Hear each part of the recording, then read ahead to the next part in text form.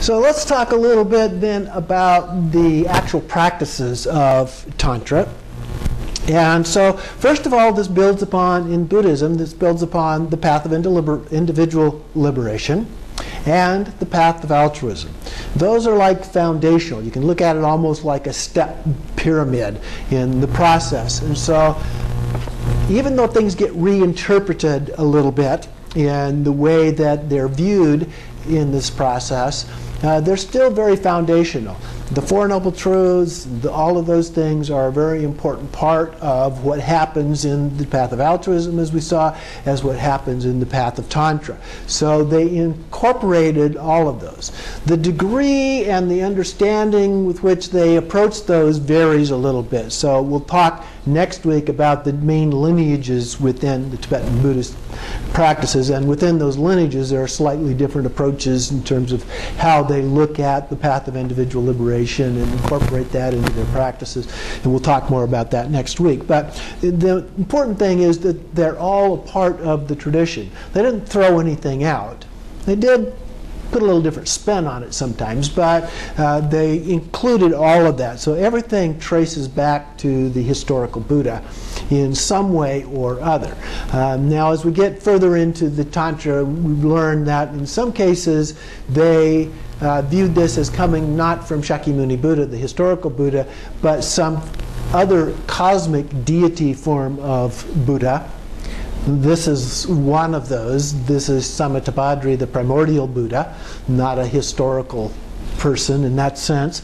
But there are other deities that are considered to be these kind of cosmic deity figures that people have had direct experiences with, where that became the source, for example. So there are other sources than Shakyamuni Buddha that are considered to have come directly from a Buddha. In terms of the approach of the practices here, the idea I mentioned a little bit before, you first imagine that you're a Buddha and then you become one. So this is the path of transformation. You're transforming yourself from an impure illusory body into a pure illusory body as a part of that. In terms of ethics, the ethics of this approach are called pure view. Pure view in a literal sense means that we envision all beings as being Buddhas, not just human beings, but animals, birds, fish, insects, all beings that we can see visibly, we think of as Buddhas. Okay? So that's the idea of that part of it. All sounds are mantras. Mantras are like the speech of Buddhas. And so we consider all sounds to be the speech of Buddhas. This noise that we have going on in the traffic outside the building and so forth, and the clock chimes on the bell tower over here, that is all considered to be a part of the speech of the Buddha. And then all thoughts are considered to be the Buddha's wisdom. Now previously, like in shamatha, we think, well, we've got to get rid of all those thoughts. Well, now in Tantra, that gets turned around. There is an ideal in which thoughts are non-existent, but at the same time, those thoughts are actually the wisdom of a Buddha. Okay? So why would we necessarily want to get rid of those? Okay? We can look at them as existing concurrently at the same time. So we'll talk more about that. Kind of a both-and approach. And then the fourth part of this pure view is that then we consider all other phenomena to be a Buddha field, like a mandala. Okay? So everything then becomes incorporated into this view. That's why it's called pure view. And so we begin by imagining that that's true. Over time, as we get to understand the real nature of what a Buddha is and what mantra is and so forth, we begin to realize, oh, it really is true. Okay? It's just that we've been deluded and we haven't really understood it in that way. So it changes our worldview, our way of seeing and understanding things. That's not that the cup no longer looks like a cup, it still looks like a cup, but we see it in a different way. Now you can look at this from a Western scientific point of view too. If I was an atomic physicist, for example, when I look at this cup, I would probably see atoms. I would see atomic structure or different particles and so forth when I look at that. Even though, yeah, I can still see the cup, I don't see it in the same way. Okay? So with Buddhism, it's a little bit like that on the path of Tantra. You still see it physically the same way, but there's a knowing, an understanding of what it is that is very different.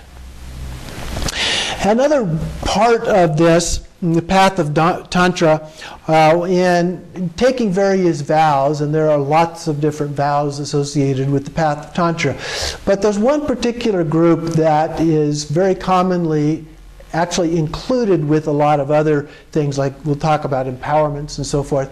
And these 14 root downfalls are another one that is very common. And so just want to go through these just very briefly at this point in time. And we'll come back to them when we really get into the path of Tantra later on in detail. The first one, and so these are things you don't want to do. Like many of the vows in Buddhism, these are negative things, so you don't want to do. One is criticizing the Vajra master. Even though you may disagree with them, you don't criticize them. Transgressing the teachings of the Buddha, as best you understand them. Out of anger, being hostile toward our Vajra brothers and sisters, other people that are members of the Sangha who've gone to the teachings and so forth. Forsaking love for all sentient beings. That can be a challenge sometimes. Okay? But we want to love everyone. All beings, not just people. Abandoning bodhicitta for the benefit of all sentient beings. So this is one of those that goes back to the path of altruism, if you will. So we don't abandon bodhicitta. Bodhicitta being the mind of enlightenment, including our altruistic intention, loving kindness and compassion, the action bodhicitta, and ultimate bodhicitta, the ultimate truth, the ultimate nature of things. And then the next one is disparaging our own or others' beliefs. And that even includes other religions. Okay? So we may disagree with other religions, but we don't disparage them in any way. In fact, a lot of the High Lamas are very respectful of other religions. I watched the video the other day on His Eminence, Garchen Rinpoche, and he was talking about how when he goes into a church, sometimes we hold our own practices in other facilities, including churches, and maybe other images of, say, Jesus. And so he says he would always just say prayers to that particular deity, if you will. Just considers them to be another deity, another bodhisattva. So we can respect other religions as well as our own particular beliefs. We just don't disparage them. And then revealing secrets of Tantra to those who are not ready to understand. Now, Tantra is considered to be secret, and there are different ways in which things can be secret. One way is we keep it quiet. We don't tell other people. Another way is it's considered to be self-secret. Self-secret means that people who really aren't interested probably aren't going to read about it or go to teachings about it or those kind of things. And so in that way it becomes secret on just its own. But there are some things about it, like some of the sexual practices, or at least the inferences of sexual practices, that people who have different kinds of belief systems might look at that and deride Buddhism because of it. In fact, in the very early process of the West learning about that, that was very common. They saw these Thangka paintings and statues and so forth, and many of these people came from a Christian tradition. And, I mean, they were all over these very negative Buddhists and the horrible things that they did and so forth. And it's because they don't really understand it, although even some of them who do understand it still disagree, which is fine as well. They don't have to agree. Everybody has their own path. And then abusing your own embodied being as impure. And the idea here, this actually goes back to one of the rules in the Vinaya for the monks and nuns about not abusing your own body. And the idea here in terms of Tantra is you're already a Buddha. You know, why would you want to abuse your own body? So the rule is don't do that. Then the next one, indulging in doubts about the naturally pure Dharma. So the idea is we shouldn't doubt that. I know that we do periodically have doubts, sometimes about specific aspects of the Dharma and so forth. But here we want to transcend that. We want to get to a point where we no longer doubt that. And then when qualified, refraining from stopping others from doing harm. Now you remember in the ethics of the Path of Individual Liberation, that was do good or at least do no harm. But actually there's a third part to that, and that is if you're able to stop others from doing harm. It's a more risky proposition. You can get yourself in trouble and you can cause harm to others and so forth. But here at this level, this becomes one of these root downfalls. When qualified, that's a key part, then keeping somebody else from doing harm. Then the next one is claiming to be realized when you're not. In other words, are you enlightened? Well, if you're claiming to be enlightened but you're really not enlightened, that's also a root downfall. Deriding the practices of others, kind of similar to deriding others' religions, but this is various kinds of practices, whether they're other kinds of Buddhist practices or the practices of other religions. Failing to understand or keep the samayas, the vows that we make. So if you make vows, keep those vows. Abusing or deriding a woman, the nature of wisdom. That's the last one. Okay? So women in general are considered to be very sacred within Tantra, highly regarded. We'll go into that in more detail a little bit later on.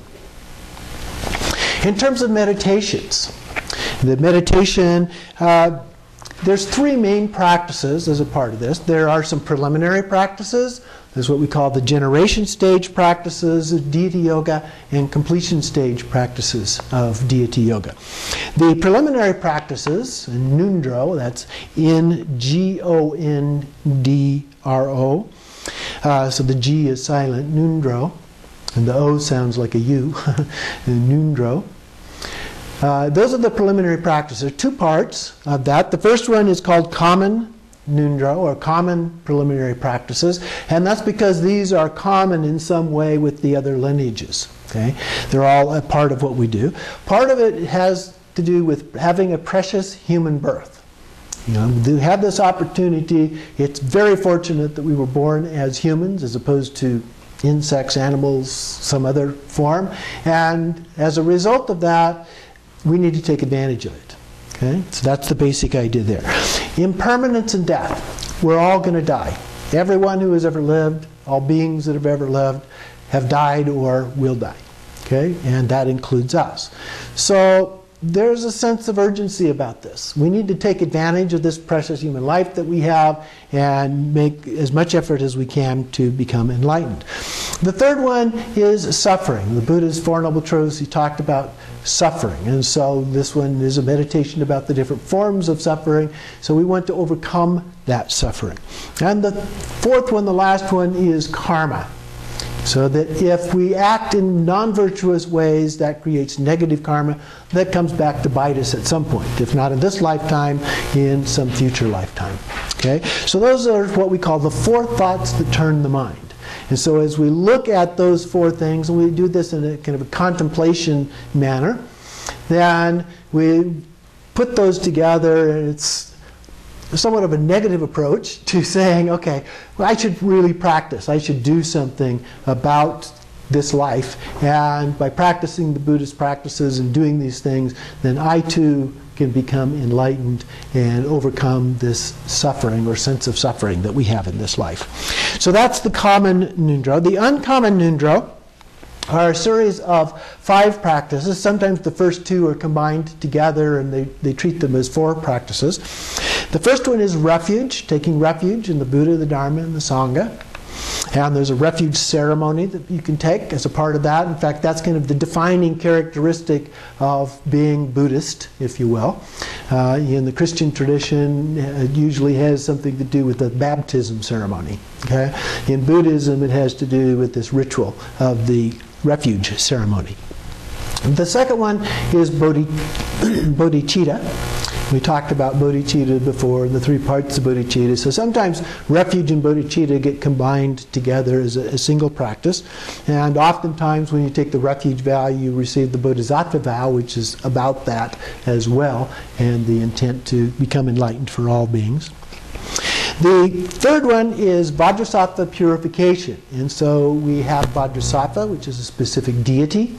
And we do that practice along with a fairly long mantra, the 100-syllable mantra, which is the mantra of purification. And so this is a practice done to purify ourselves, to help prepare us, get rid of the negative karma that we have accumulated from our past non-virtuous actions, so that we are better prepared then to do the other practices.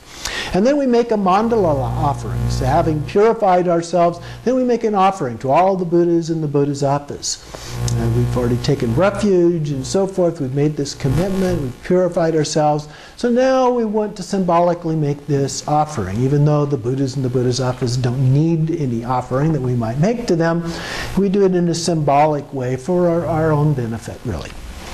And then, finally, we have Guru Yoga, which is one of the most important of all of the practices in Tantra, and when we get to it, the Great Perfection. And there it's focused on the Guru. The idea is your particular teacher is transformed and viewed as Padmasambhava, who is everybody's kind of root guru, if you will. And there are different practices. In our regular practice hour, we have done some of those practices as well. The idea is to focus on that individual and uniting their mind with our mind, that there is no difference between the two. And so that then prepares us to move on into the deity practices. And the deity practices are divided into outer and inner deities. So the outer deities tend to be a single figure. Over here we have a statue of Shakyamuni Buddha, a single figure. They are depicted as peaceful in nature. They usually have royal garb, often characterized as having, being depicted as having silk garments and all kinds of jewel ornaments and very elaborate crowns and so forth. So very much based on the Indian princes, if you will, in how they're viewed in that sense. They sit on a moon disk seat, so a white moon disk that they sit on, which is usually on top of a lotus. And they are visualized in the practice as being external to ourselves. They may be above our head, like Vajrasattva, and they may be up but in front of us, or they may be right directly in front of us. And in some cases, then they merge into us, like in the Guru Yoga, he then merges into us. But usually visualized, a big part of it is being visualized as outside of us, and that's the outer deities because of that.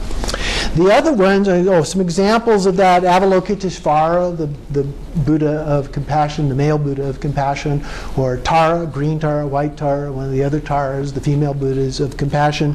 Manjushri, the Buddha of wisdom, and Shakyamuni Buddha, the historical Buddha. Those are all in this class of individuals.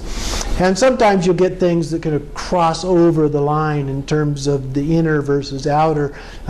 So some of them have characteristics of one versus the other, so you kind of look at it and say, well, what are most of the characteristics? You know, which is one does it predominantly fit into? So with the inner, what we see are typically a deity and consort in union together. So there's almost always two. There are exceptions.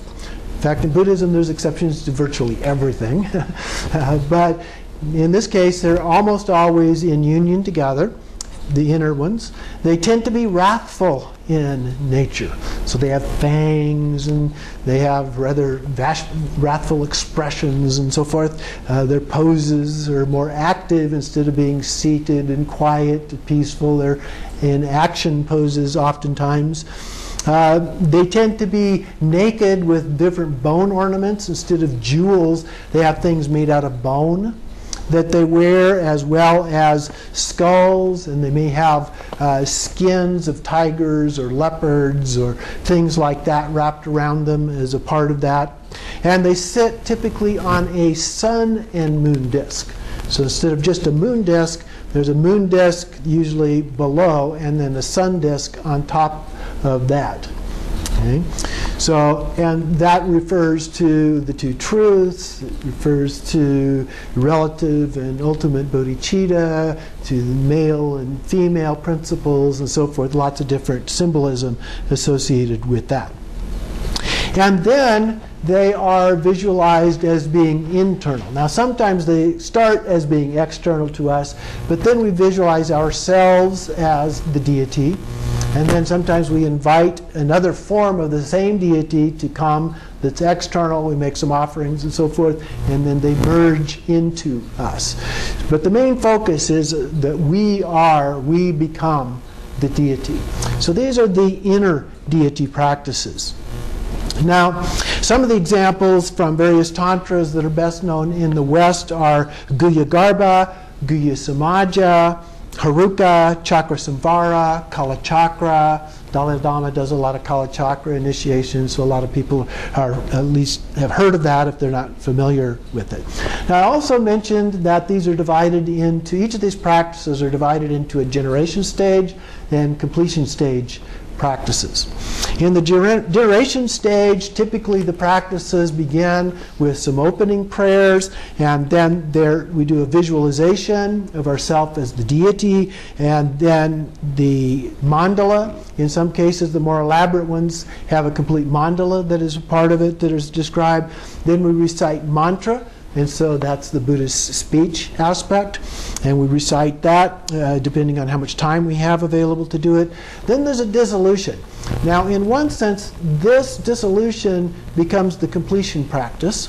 But there are also a complete different form of completion practices. So that can get a little bit confusing, okay? There are two kinds of completion practices. But the dissolution, there's a dissolution in which we dissolve all of the pieces step by step into emptiness, and there's another form in which the whole thing disappears into emptiness. And then we meditate, and then there are some closing prayers. So that's a kind of a typical simplified pattern for doing these practices. There is also, then I mentioned the impure illusory body, and we make extensive use of the sexual imagery as a part of this, and various symbolism and ritual. And then after we do the practices, we remain as that particular deity, that Buddha, as we go about doing everything else in our life. Okay? And that's important. It's not about becoming a great meditator. It's about becoming a Buddha. Doing these things every day, everything that we do. Okay? So we try to take that sense of meditative equipoise, if you will, that sense of being the Buddha in everything that we do. We say, what would Buddha do as we go about the activities in our lives? And of course, in the beginning, we forget and think, oh yeah, I was supposed to be doing this. I'd forgotten about it all day long and so forth. So if there's little reminders that you can create for yourself, those can be helpful. But the more you do it, the more you remember, the more continuous it becomes in your life. And that's the way we become Buddhas, is by doing that. You do the practices, there will be other things that we'll talk about, but the basic idea is that continuity throughout everything that we do in our lives. In the completion stages, these deal with the inner channels, winds, and drops. We're all familiar with these inner channels and the chakras that we have inside, which are not physical things. You can't dissect a body and find them. They're psychic kinds of things. But we use them for visualization. And so we visualize the channels. There's three main channels. And then there are chakras, which have other channels that come out from those. And there are other drops, which are symbolized as Tibetan syllables at each of these points in our body. So the practices involve those. And then there are winds that move, winds or energies. Sometimes they're referred to as vital energies in our bodies that move in these channels. And our practices, these completion stage practices, are to learn to control those winds and to be able to cause them to cease moving and dissolve into a particular point. It could be our heart chakra, it could be our navel chakra, or wherever. It varies from one practice to another. But the idea is to control those winds. When we control the winds, we eliminate our obscurations, whether it's afflictive emotions or whether it's mental obscurations, so that just like purification practices that we do, this is another way of eliminating those obscurations so that we can become a Buddha. Okay? And there are 6 levels. Oh, well, let me, first of all, the completion stage is a generic list of the kinds of practices involved. One is called inner heat, or tumo. You may have heard about that. Stories about practitioners who do this, who sit out in the middle of freezing winter temperature with wet sheets around their body and dry them through their practice of inner heat, the heat that radiates out of their bodies. And you can actually take temperature readings of your body. If you do this practice for a while, you can do temperature readings and you can actually cause your body temperature to increase. Illusory body practices. I've mentioned several times the impure illusory and pure illusory body. There are some actual practices associated with that. And clear light is the other main one. Clear light has to do with the ultimate view of things. And then there's some other supplementary ones that go along with this. Dream yoga, one called Transference of Consciousness, or POA. The bardos, we've talked a little bit about the bardos, and so that's a part of this. And in some cases, the sexual yogas, the actual sexual yogas, are taught as a part of the completion stage practices. Now, usually the sexual yogas are done as visualizations. They're not done as an actual physical practice, but in some cases they are. There are 6 general levels of these practices, and they kind of fit together with specific practices. The first one is called physical isolation. This focuses on the winds or the energies, and it enters and remains in the central channel and dissolves into there. And then the body is seen as a Buddha. We isolate the body from ordinary appearances. So that's the isolation, the physical isolation. So we see our body as a Buddha instead of seeing it as an ordinary human being.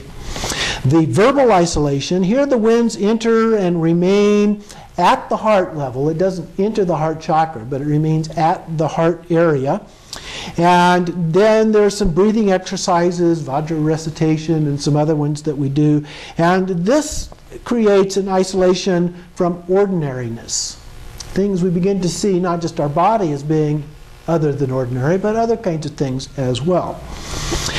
Then the mental isolation, the third one, the winds dissolve into the indestructible drop. That's the actual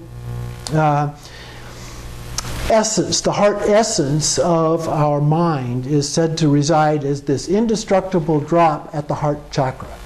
And so it actually dissolves into that indestructible drop, which is the mental isolation. And at that point, we lose all of these thoughts. So we're isolated from concepts, all concepts.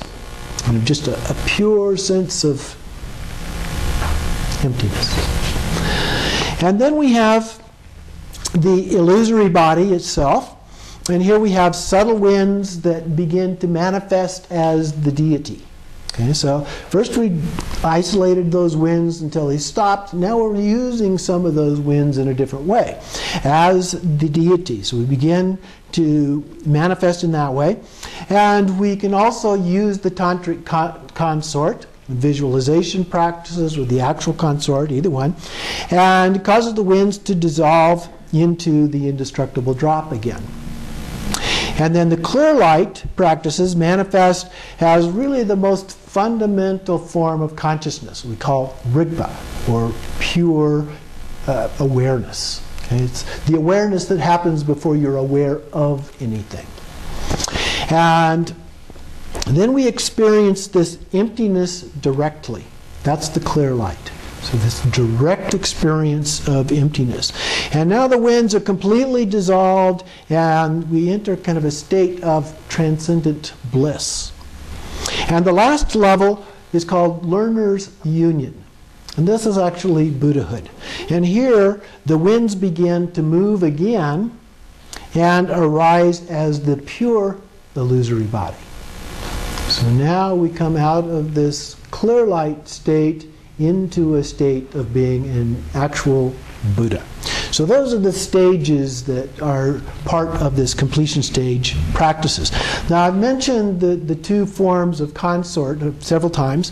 One is the Janana Mudra. Janana is wisdom, so the Janana is the wisdom mudra or consort. And this is the visualized consort. We visualize them as outside of us or inside of us and so forth.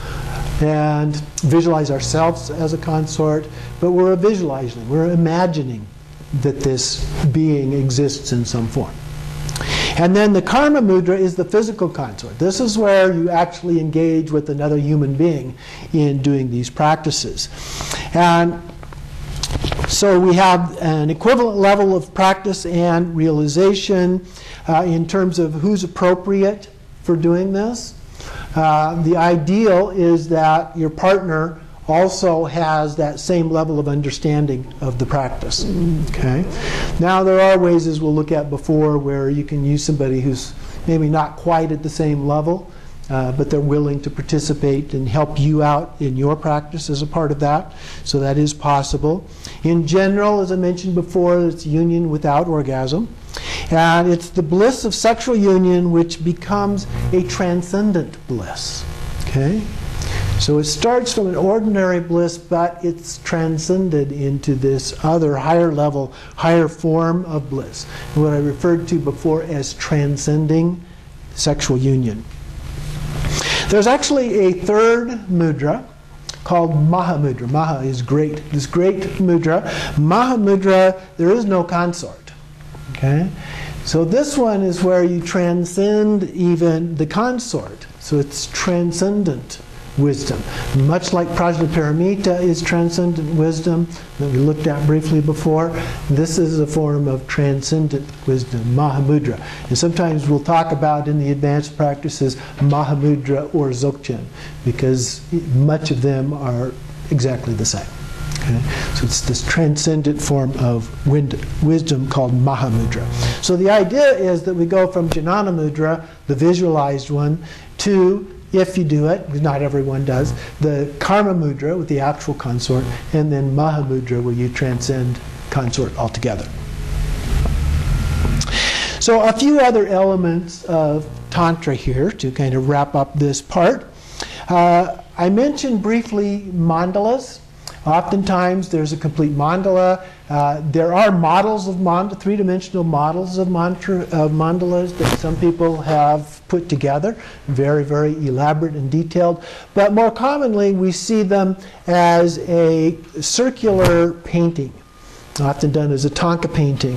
And within that, it's like looking at the palace from above. And so we're looking at it from up here. It's circular around the edge. And then within that, there are various walls.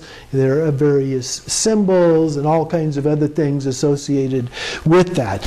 Well, the typical diagram of this celestial palace, it's called, includes 4 gates. Those gates or openings, doors, if you will, are at the 4 cardinal directions. So east is always closest to you. So if you're outside of it, it's the first one that you're looking at. Or if it's on a wall this way, it would be at the bottom.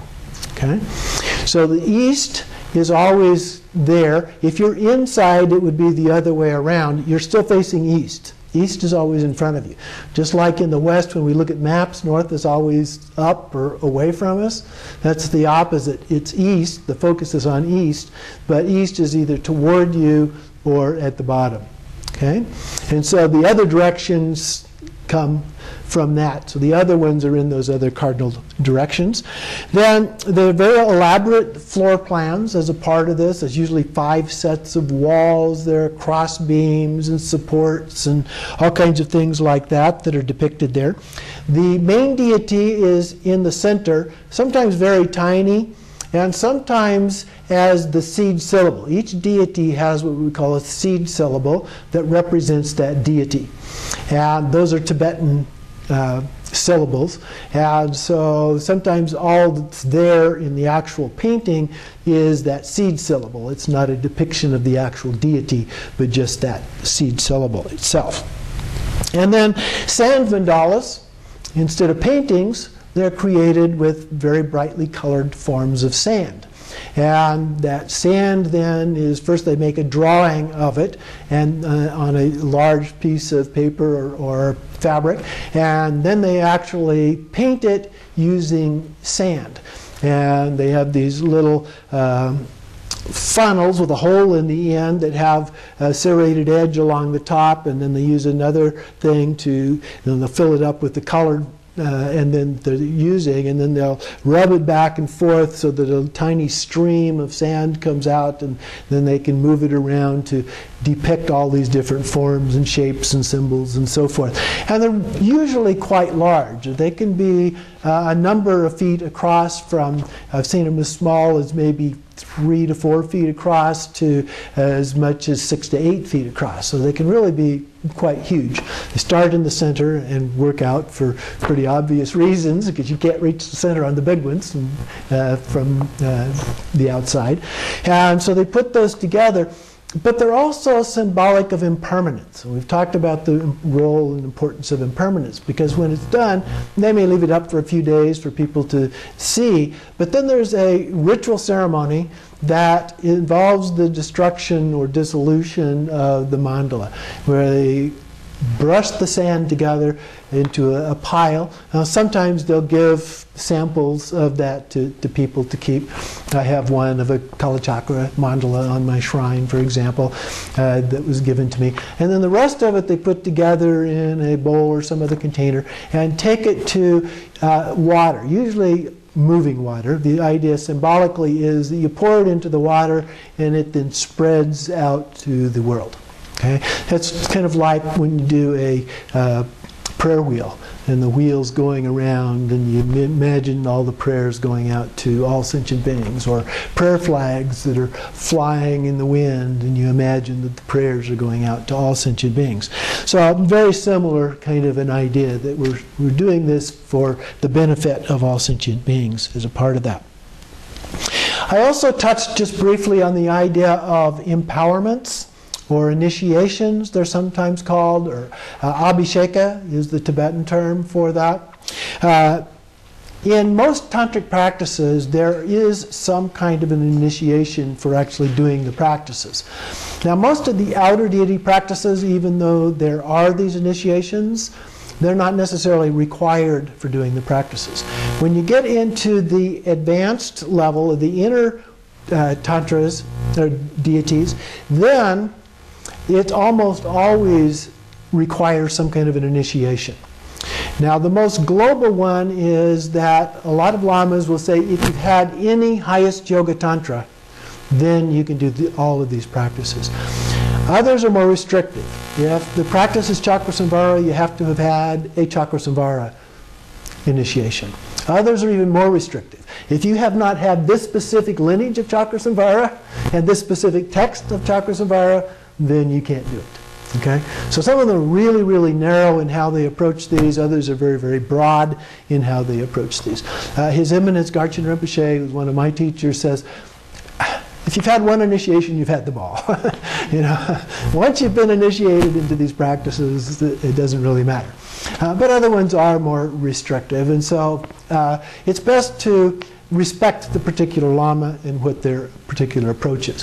Here at Dharmakirti College, we use the more open approach, in part because we have students all over the place, in some cases outside of the country, and so it can be difficult to get these initiations sometimes. And so we consider, if you've had any highest yoga Tantra initiation, for example, you can do any of those highest yoga Tantra practices. But we do expect you to get that. It's not that difficult. And in fact, there are some lamas now who actually do them online. Now that's pretty rare.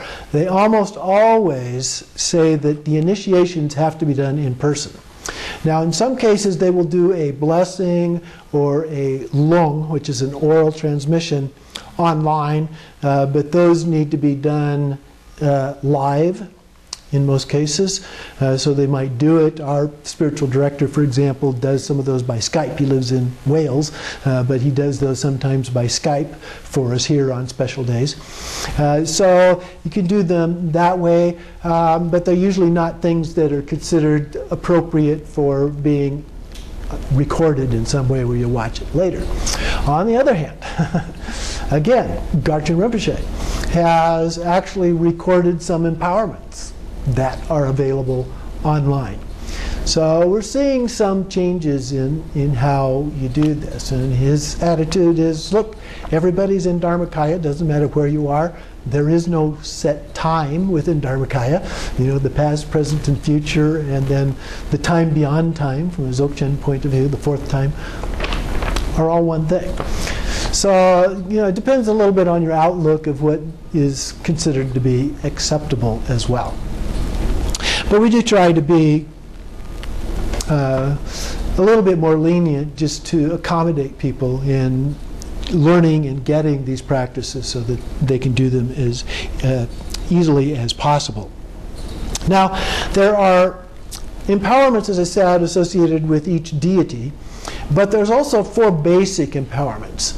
Only the first one is typically done with the outer deities, but with the inner deities, all of the wrathful ones and so forth, usually include at least these 4 basic empowerments and may include others. Kala Chakra, I believe there's something like 13 empowerments or something like that in that one.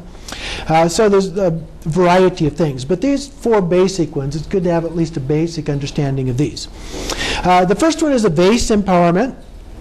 And in this one, you use some water in a vase, like this. And the water is used, put into your hand.